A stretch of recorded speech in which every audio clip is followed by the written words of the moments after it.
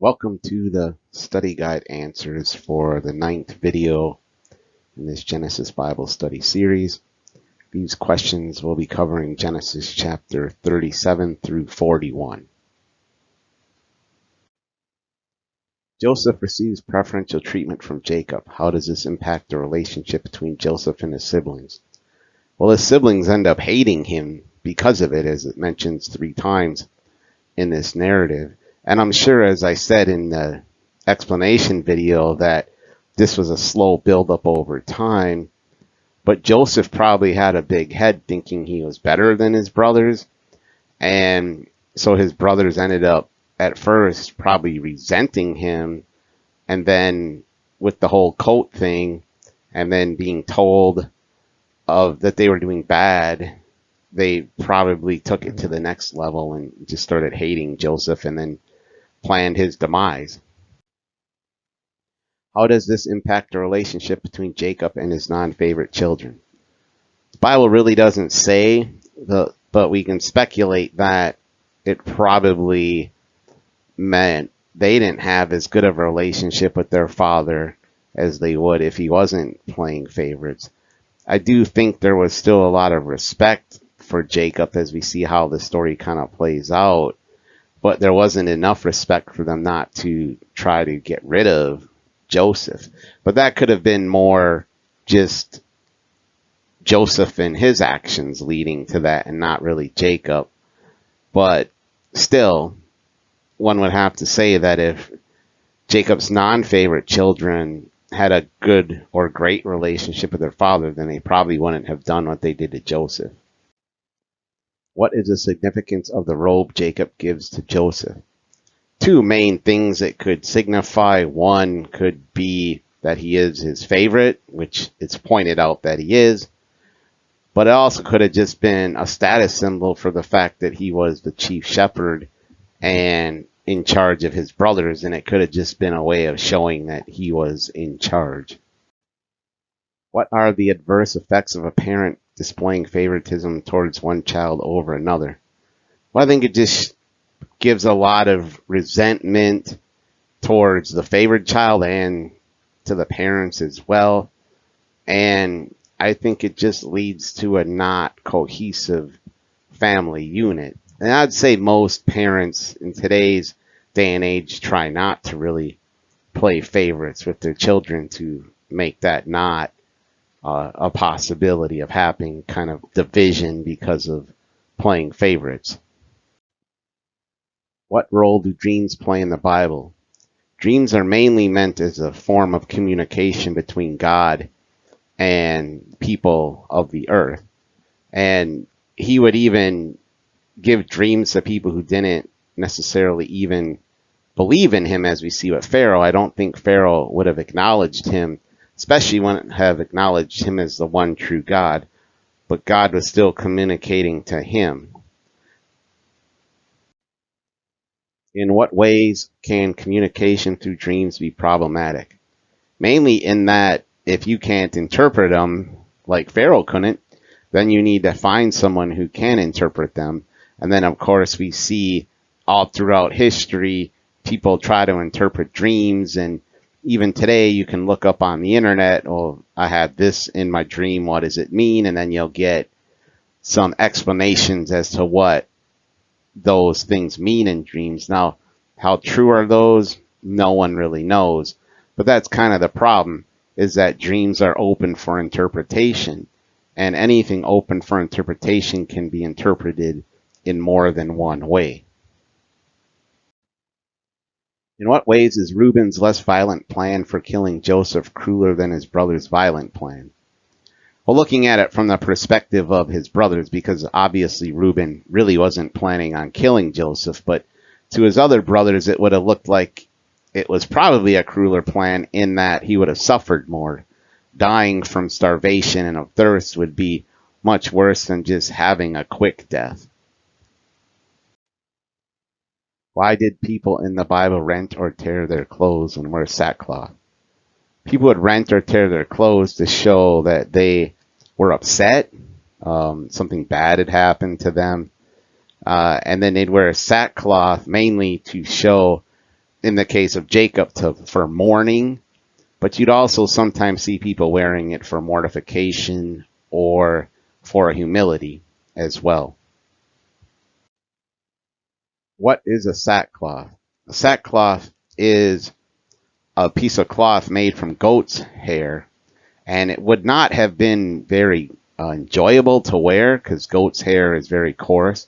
So it was mainly only worn by the poorest of poor because that was all they could afford to wear. And anyone else wearing it would have been doing it, as we already said, for mourning or for mortification or to show humility. Is Jacob responsible for Joseph's alleged death? Yes and no. Yes, in that he kind of fostered this relationship between Joseph and his brothers and didn't nurture them in a way that kept them from feeling this kind of eventual hatred for Joseph. And he didn't teach Joseph how to stay calm and not get a big head, even though he was given power and was his favorite. So I'd say yes, that he didn't actually just raise them correctly, and then also didn't recognize that it had gotten to a point that there was this chance that they would want to kill Joseph. But of course, ultimately, it was still the brothers' fault for quote unquote killing Joseph. They didn't have to do it. So in spite of the fact of the situation, they still could have said no. So ultimately, I would say no, Jacob isn't completely responsible in that the brothers are the ones who did it. Although Jacob did play a hand and a role in it getting to this point so that the murder or alleged murder actually happened. What are common reactions to the death of a child? I don't think parents expect to outlive their children, so I think it adds just a little bit extra to their grief and sadness. I think there is also sometimes a questioning of God, like, why did this happen? Because it's kind of unnatural, especially in today's day and age, for parents to outlive their children. And I think that makes it even more difficult because people don't expect that to happen. Should we mourn the passing of a loved one who is going to heaven? Yes, I think we can mourn those people. Yes, they're going to heaven. They're going to a better place. But that doesn't mean you can't miss their presence while you're still on earth. And yes, you will see them again one day, but until that happens, you can still miss them. And I don't think mourning someone is necessarily saying that you don't believe in God or you don't believe in heaven. I think it has more to do with you than about them. I think people understand that, yes, they're hopefully going to a better place. But as I said already, I think you're more just mourning by the fact that you have, in some ways, a bigger loss than they do out of this. What causes people to grieve after someone passes away, even if they've never met them? Now, this is an interesting question because when famous people die, it seems like lots of people mourn them, even though they haven't officially met them. But in today's day and age, with all this computer technology, social media, and everything, I think people think of knowing someone in different terms than they used to. I don't think people now are quite so into the, well, I have to personally know them to kind of know them. And people really put out their lives much more for everyone to see. Now, before social media and computers, this, of course, was still a thing, too. And I think it could be kind of similar to what I just said in the last answer, which is that, well, you're missing what they do. So if they were in movies or did music, you're going to mourn the fact that you won't get any new music or any new movies for them. And we are meant to love everyone, our neighbors and everyone. So it can be sad when you hear about anyone dying, even if you don't really know them. When Onan doesn't complete the act of sexual intercourse but spills his seed, God kills him. Why do you think God did this? God did this because in God's eyes and in his laws, it's a grave sin to spill your seed, to not complete sexual intercourse, or to use any sort of birth control is considered a grave sin in the eyes of God, and that's why he killed Onan. Why is spilling the seed considered so sinful by God? Mainly because it stops the act of procreation.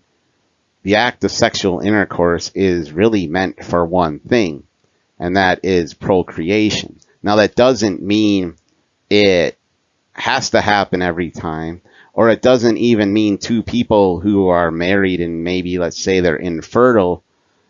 That doesn't mean they can't have sexual relationships. It just means that they have to be open to it. And we see it in the Bible many times, infertile people who end up becoming fertile thanks to God's graces, right? So just because two people think they can't have a child doesn't mean they won't.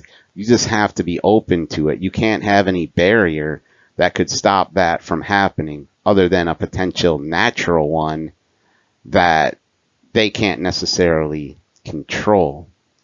So spilling the seed is considered sinful because it's stopping that procreative act. One other thing to keep in mind too, that when we get to heaven, there will no longer be any kind of sexual intercourse because we won't need to make any more kids at that point. What message about birth control does the story of Onan convey? Well, I've already said, and I gave some examples in the discussion from St. Jerome and St. Augustine on what it means about birth control, but I also want to point out one other thing, and it's this. God already created a natural form of birth control. A woman tends to only be fertile for 2 to 3 days out of a month, and it's pretty easy to tell when she's in that fertility state. So if you don't want to have a child, just don't have any relations during those couple of days. And yes, that's not foolproof. I totally understand it, but it does work a lot of the time. And if you can't hold out for a couple days, I think that says something about you, actually. Is any form of birth control acceptable? No, it isn't, other than just naturally following and maybe not having intercourse when a woman is fertile.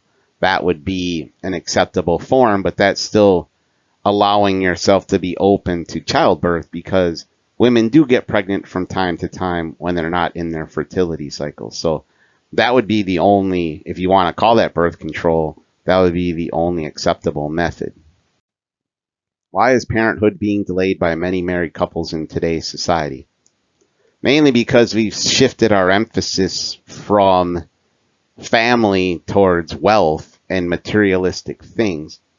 And you're often told, well, get a good job, buy a nice house, do all these things before you have children.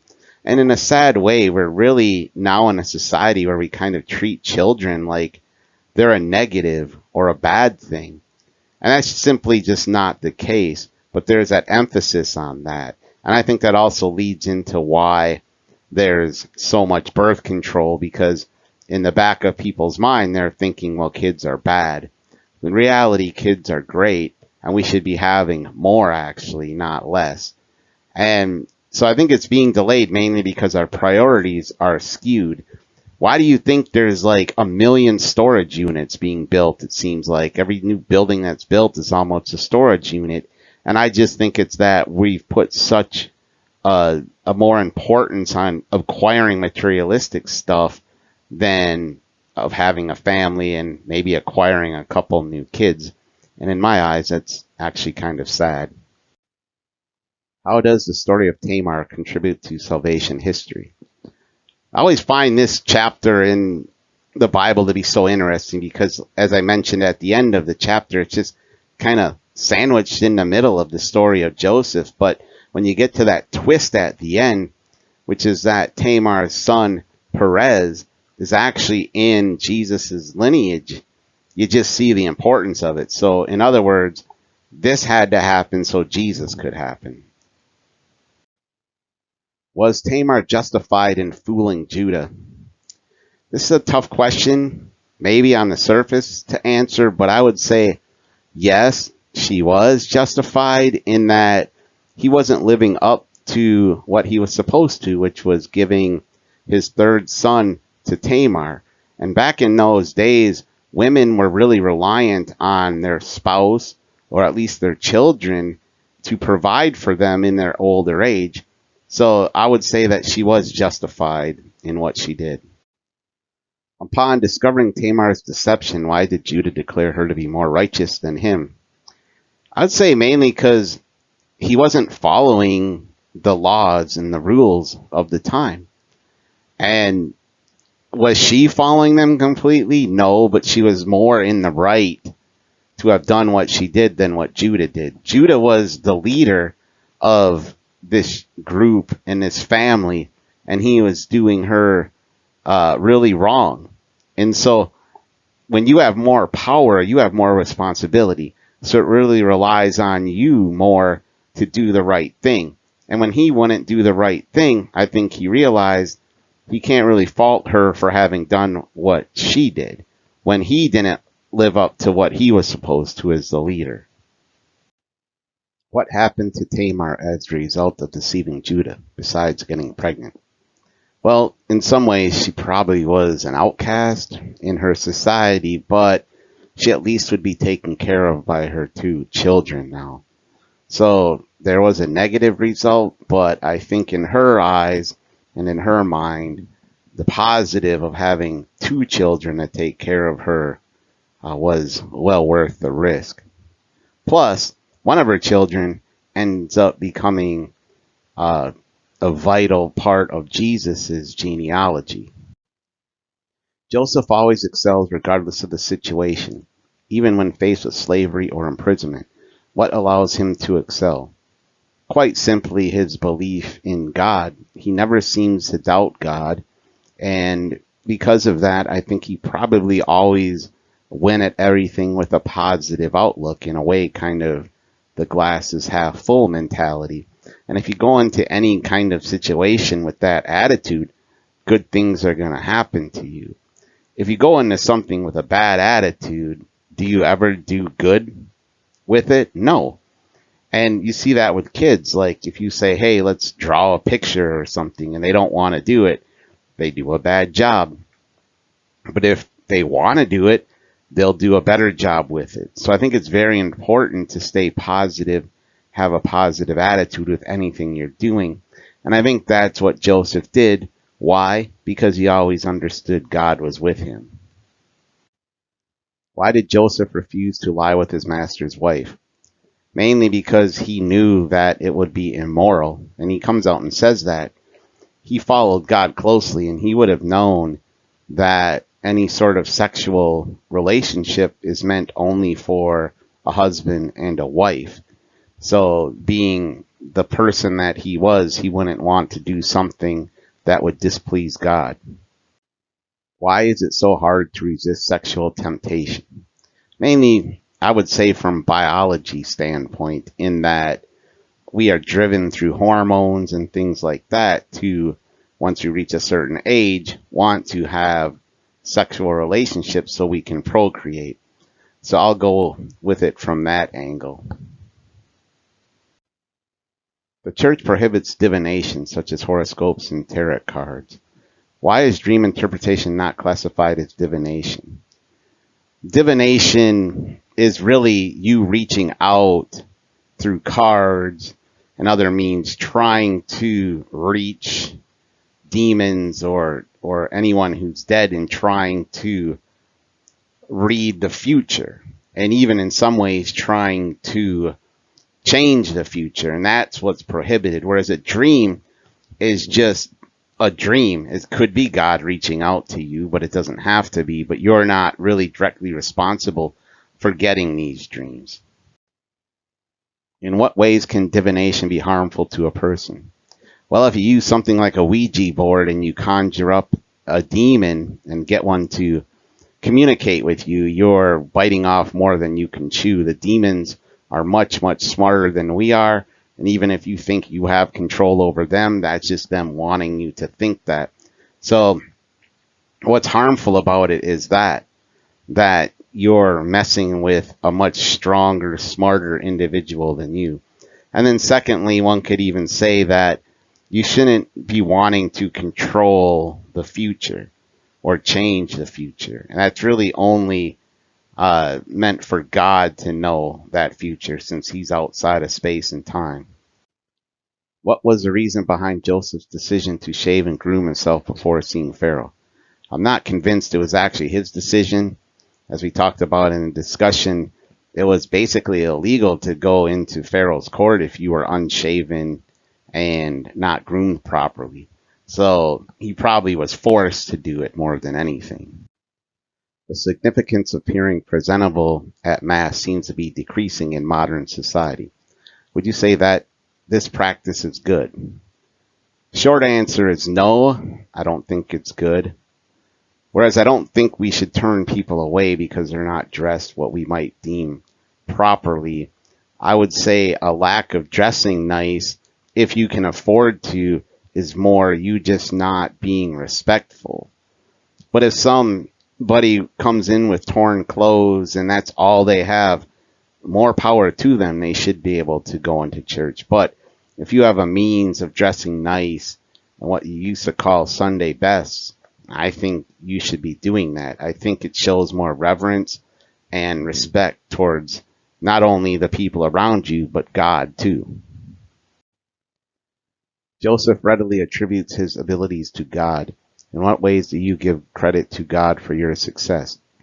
I always try to keep in mind that really anything that I do, I can attribute to God to some degree or another. So every success I have is really thanks to God. So I always try to remember that. And what happens is by doing that, it keeps me humble. And I think that's very, very important, to not get too wrapped up in yourself and that you are the one causing all these great things to happen. That's how you end up getting a big head and getting prideful. So by always giving God credit for everything, it keeps me humble. Does giving credit to God for your success minimize the importance of your own role in obtaining them? No, not at all. I look at it like working hand in hand, trying to get there together. It's almost like a coach with an athlete, right? Yes, it's the athlete doing the job, but the coach, if they weren't there showing them, helping them, the athlete would never get there. And I think you can kind of think of it in the same way, although I'd say God's more active even than a coach. But no, it doesn't minimize my portion of why I'm successful in something by giving God credit. Joseph's spouse worships gods other than his own. Can marriages between individuals from different backgrounds succeed? Yes, definitely, as long as there are some rules and boundaries put in place as to things like, how you're going to raise your children, if it's a different faith, and just different customs that you would have. But as long as there's an understanding and good communication, I don't see that as being a problem, though I do think it's a little bit more difficult. What are the disadvantages of this type of marriage? Mainly that you don't have the same, if you're talking about religion, belief system. So you're going to really have to talk it out and try to figure out how you can reach a middle ground on some of these things. So the main disadvantage is that it's just not automatic what you're going to do, and you really have to communicate about this kind of stuff. Are there any advantages to this type of marriage? Mainly that you have to communicate more, so there won't be any assumptions about things. And I think communicating more is always a good idea in a marriage. In mixed marriages, what factors require extra attention compared to non-mixed marriages? As I've already kind of talked about, just some of the more obvious things that you would normally take for granted, you can't take for granted anymore. If you're talking culturally, it could be things like what kind of foods you're going to eat, or maybe what holidays you're going to celebrate if you're talking about different religious ceremonies and things like that. So there's a lot of things you just have to really discuss that normally you wouldn't have to if you were from the same faith background or from the same culture. Joseph serves as another prefiguration of Jesus. How do their stories resemble each other? Well, I gave 8 examples. The 2 I like to really think about are the ones in the jail between the chief cupbearer and chief baker and how one of them gets pardoned, and just like Jesus on the cross with the two thieves, how one of them gets pardoned. And then I really like that Joseph started his saving of the Gentiles and the Israelites when he was 30, in the same way that Jesus did as well. In what ways are they different? Well, the main difference would just be that obviously Jesus is God. And I think that would be the same thing with all these prefigurations. The other big thing, too, is that the prefigurations are never as good or as great as Jesus. And of course, that is for the same reason. None of them were God, but we always see whoever was prefigured is lesser than who came after them. That's it for the study guide questions for video 9. I look forward to seeing you for video 10. Bye.